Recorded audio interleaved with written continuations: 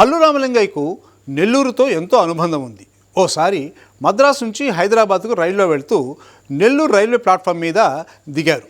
ఆయన చూసిన జనం ఆయన చుట్టూ చేరి సందడి చేస్తుంటే అల్లు రామలింగయ్య గారు వారి నుంచి తప్పించుకోవడానికి ప్లాట్ఫామ్ మీద తన డబ్బులు పడిపోయాయని వెతుకుతున్నట్లు నటించారట.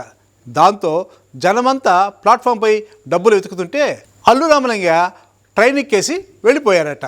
అల్లు రామలింగయ్య ఇక్కడ కూడా కామెడీ చేశాడ్రా అని జనాలు నవ్వుకున్నారట.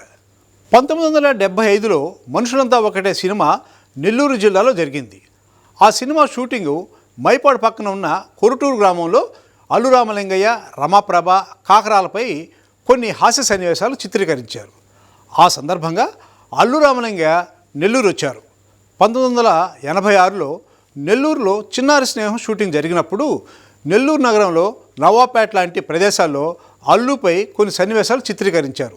మరెన్నో సందర్భాల్లో కూడా అల్లు రామలింగయ్య నెల్లూరు రావడం జరిగింది.